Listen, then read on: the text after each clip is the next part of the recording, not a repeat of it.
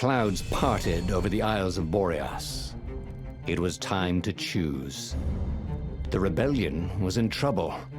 Ravens were scouting for the secret rebel base. They needed a game changer. Pieces of the Sky Ripper had surfaced. Renato knew that using it could go catastrophically wrong, but he was sure he could figure out how to use it safely. Also, a temple had risen out of empty desert. The Iblis stone was hidden there. It was a dangerous artifact. It could corrupt its user into a bloodthirsty monster. Maybe he could find a way to use it, to take its power without surrendering to its wickedness. And also, his old friend Lapino needed rescuing. Of course, Renato had a pretty strong suspicion that Lapino had betrayed the rebellion, and he had a gut feeling that he needed to use that to his advantage.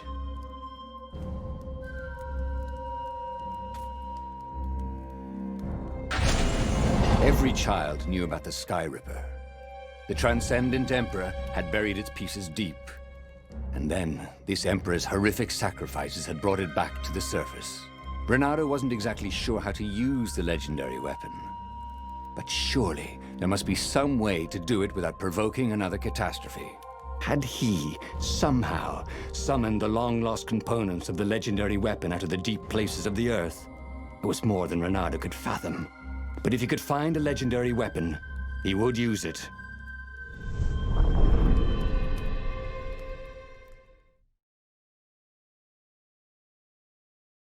As he set foot on the island, Renato couldn't help feeling a bit curious. Was Lapino still waiting to be rescued? No. He was probably drinking champagne with the ravens. Did ravens drink champagne? Did rabbits? Renato felt oddly thirsty, come to think of it. Why had he chosen the Sky Ripper?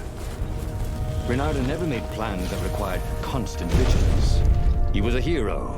He didn't think too much. He just went with his gut and hoped it all worked out. The Sky Ripper was a long shot. He'd have to devote himself to it. No side journeys, no rescuing old friends. That was against his nature. Could he stick with it?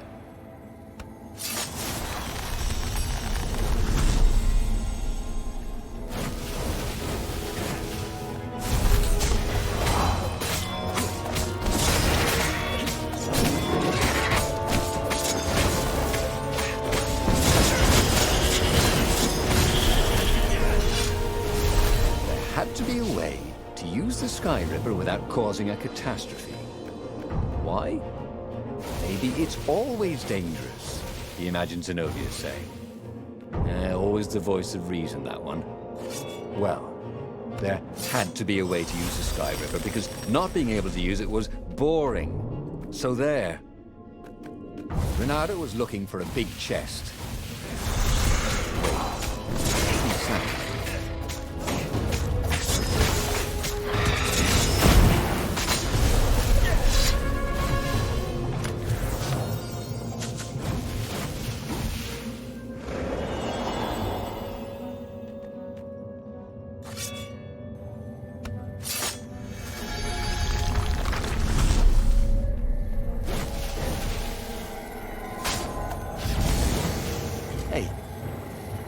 If someone's far away, or just really small.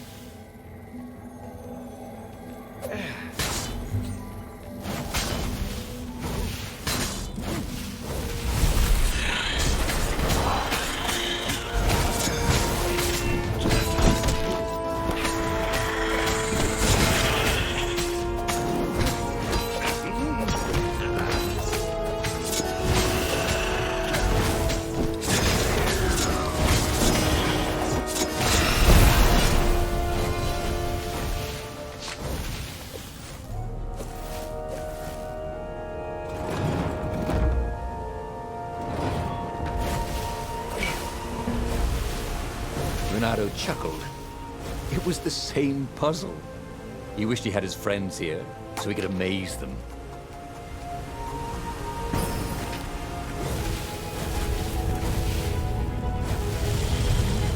There it was. Sky Ripper's armature. The stuff that dreams are made of. Engineers' dreams, anyway. The device was intricate. No one alive had the skill to make a thing like it. How was it part of a weapon at all? He'd have to ask a scientist. But first, he'd get the second piece. Sky Ripper had a heart, a core that had come to rest on the next island.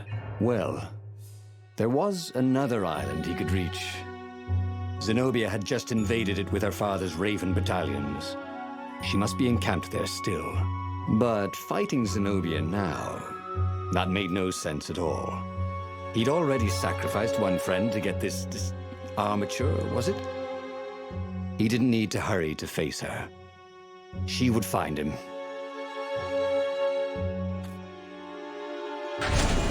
It was a no-brainer. He'd sacrificed his old friend Lapino to get the armature. And the armature was useless by itself, only a series of coils and wheels. War demanded sacrifices, and he would make more before the end. He would have to choose the greatest good, no matter how much it cost him. Zenobia. Well, he would see her sooner or later, across a battlefield or a sword's point before all this was over. He was sure of that. The power was in the core. Obviously, he had to get the core.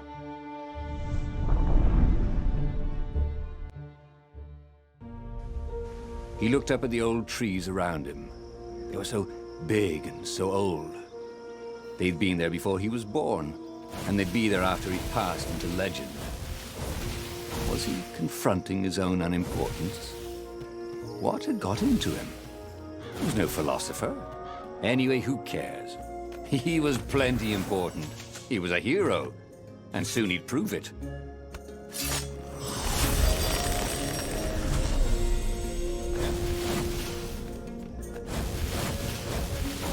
Hey, what do ravens say when they die? Never mind. I'll wait.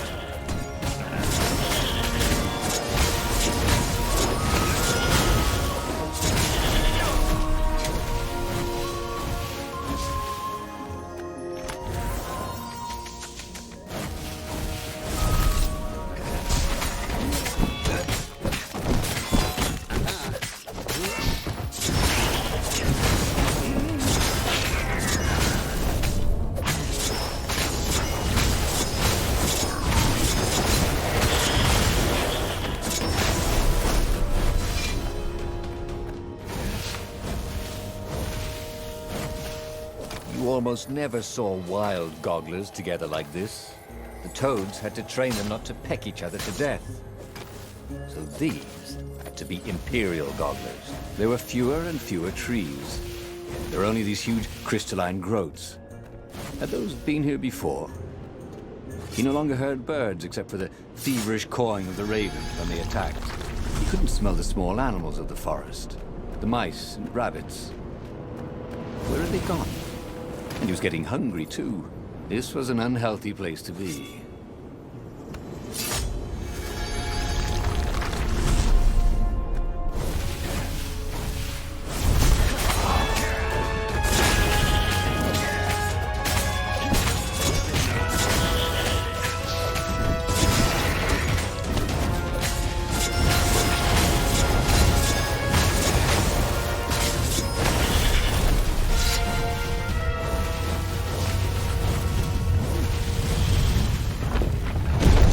The 20-sided core made him feel physically sick. Once he had sneaked into a temple of the dark arts, and he hadn't liked what he smelt and saw there. This felt like that. As quick as he could, he wrangled the icosahedron into the armature. The wheels began to spin, then glow. The sick feeling quickly spun away. Now he only felt sad. He had lost good friends for this war apparatus. Maybe Lapino wasn't such a good friend. Yeah, that made him feel better. He carried his prize back to the Farfarer. Now, he had to make his next move. There was a key Imperial outpost on the Nexus. If this really was some sort of super weapon, he could use it to wreak havoc on the enemy. And if it wasn't, well, better to know that before the final battle. But maybe he should show it to some scientists first. There was an observatory on the Nexus. Maybe he should go there before he fired it. Of course. If you've just assembled a weapon out of legend that can exile gods from the world, you'd want to have a scientist or two look at it. And even if they disagreed and he had time, you could ask Calaveras himself. Yes, the observatory would be his objective.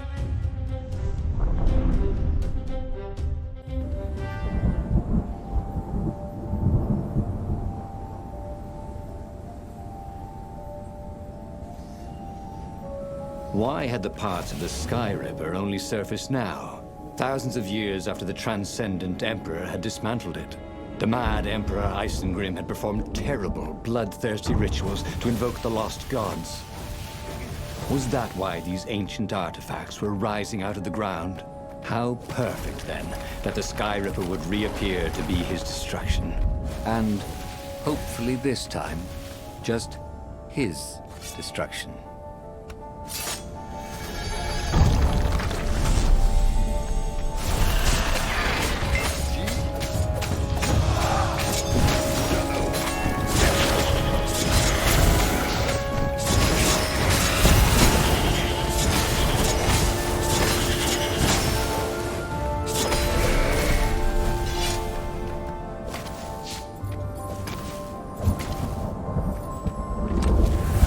Renato had been to a dungeon once where all the chests had teeth and eyes. A legendary weapon was exactly what the rebellion needed. They were outnumbered. The once kind emperor had become a tyrant. But his ravens stayed loyal, for he fed them his victims, and the other animals were too frightened to rebel. Renato shuddered at what the emperor was trying to do. To bring back the lost gods, the Black Harvest, the Black Sun. No. He would stop that toad, no matter what the risk. He can't really reason with an energy ball, he thought.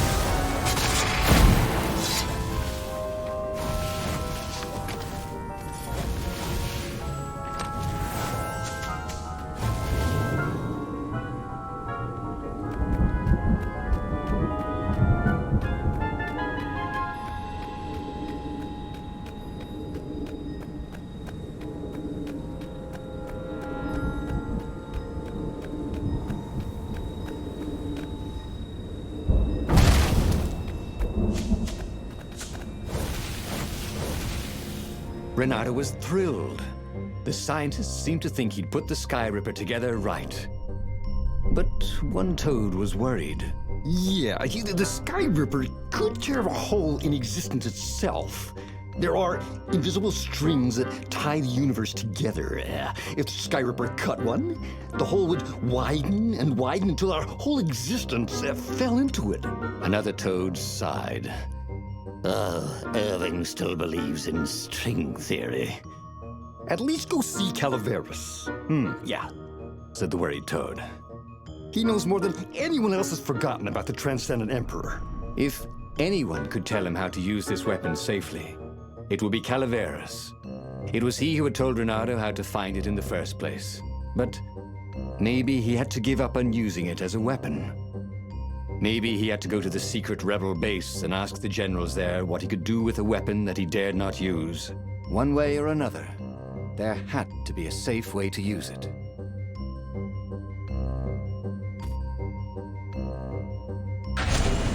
On the way to the ruins of the city of Ubar, Renato had plenty of time to ponder what the toads had said. Strings and holes and something called anti-stuff. Well, he didn't understand any of it, but it made him nervous. Renato would hear one metaphor and decide the Sky Ripper was safe, and then another, and worry it was catastrophically dangerous. If it could destroy the entire world, nothing was worth risking that. But if it couldn't, then not using it would be an act of cowardice. Of course, it could be catastrophically dangerous. Renato knew that. But maybe it wasn't always. He would bring the Sky Ripper to the Council. Wiser heads would know what to do.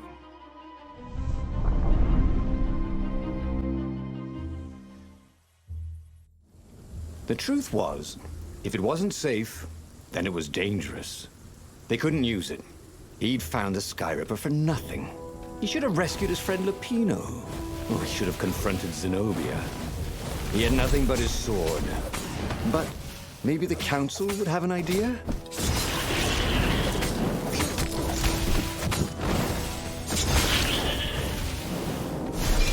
The ruins. Why were so many ravens scouring the ruins? Had someone betrayed the secret base?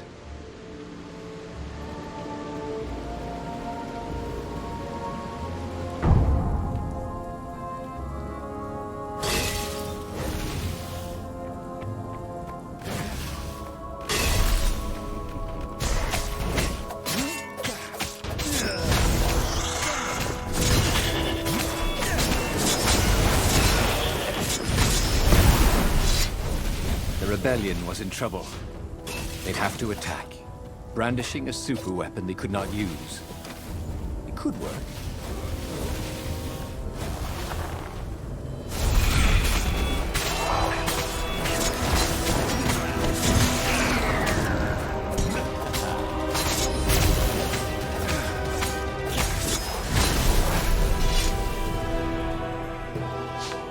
A raven called, "There he is!" And they ran away, cawing. They knew he had the core, didn't they? And they were afraid of it. Little did they know, he couldn't use it. Wait, if they didn't know he couldn't use it... Yes. A sword can be powerful without ever being drawn from its scabbard.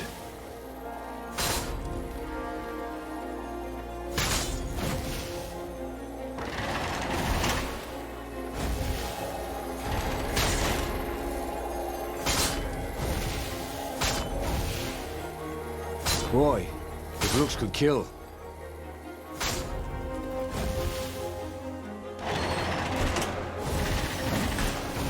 The long stairs. So he was close to the rebel base. He was on fire. So far, so good.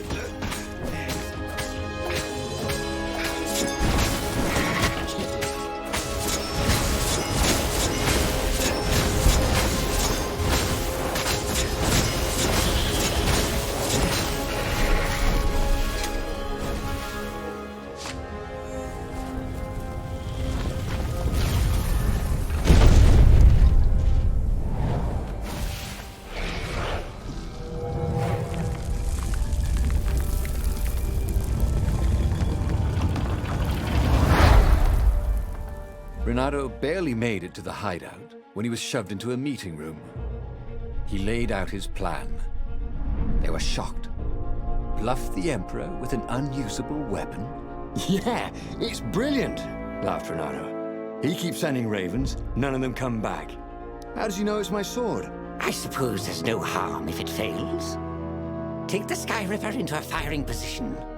Croaked the speaker. I shall attempt to hail him by far, Speaker. It was a huge bluff. Renato had no cards to play. Just a weapon that could maybe destroy everything he hated and everything he loved.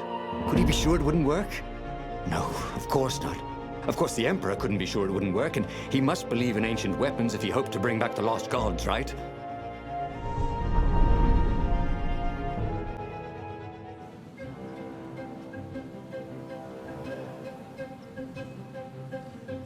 What terms could he offer Isengrim III? Now, he would have to step down, obviously. And accept the rebellion? Was that asking too much? Maybe Renato would ask him to make Zenobia Empress. His daughter, after all. She would never sacrifice innocent kittens and puppies to bring back the lost gods. Renato had to seem confident. Overconfident, even. Like he was sure he could blow up the Emperor's ship to hell. I mean, who believes a cautious bluff? In this chest There were woodcuts of amazingly beautiful vixens wearing no clothes at all. And something more useful.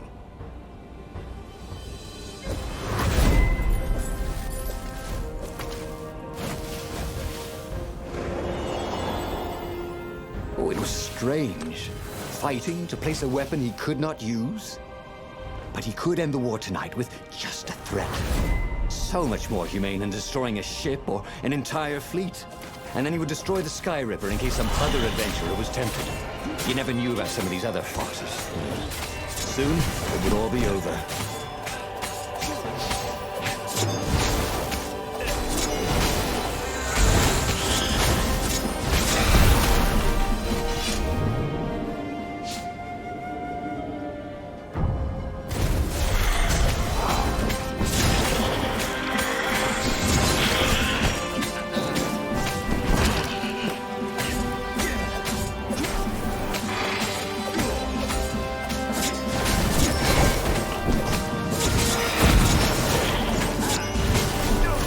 Nothing, Jon Snow.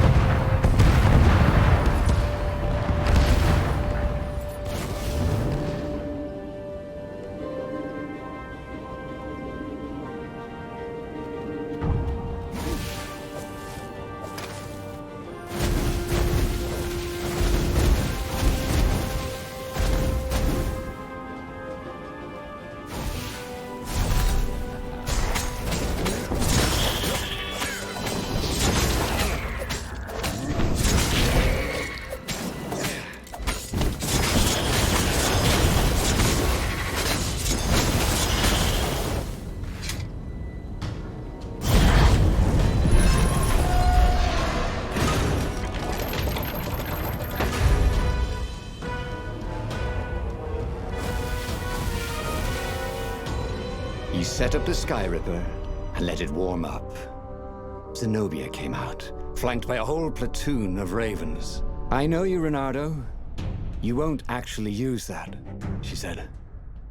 "I know what the scientists told you, that it would totally blow up your fleet. You're reckless, Renardo. Bold, dashing, brave, devil-may-care, wild, impulsive, hasty, rash, sometimes even a little harebrained, a bit feckless even. You just don't think things through. Oh, get to the point, woman. But you're not crazy. How do you know I didn't go crazy?" demanded Renardo, doing his very best to look crazy. "Well, go ahead then. Press the trigger." Oh, damn her. She'd seen through him again. She never fell for his bluffs. This was the moment to do something brilliant. To come up with exactly the right thing to say, to make a heroic move. That's what heroes do. Oh, but he couldn't think of anything that wasn't obviously stupid. He was too shocked to move. Her ravens came and seized the Sky Ripper. He stared as they pushed it over the side into the abyss. "Hey! Oh, I fought really hard to get that. It should never have come back." And he had to admit she was right. She had always been right. It was one of the frustrating things about her. Years later, as he rotted to his death in an Imperial prison cell, Renardo was still trying to come up with something clever and heroic that he could have done in that last moment. But he never could. Oh, again? But he already had all the secrets he needed. He was sure of that. He must have not used them the right way. What was the best, worst mistake he could make? Probably trusting that traitor Lapino.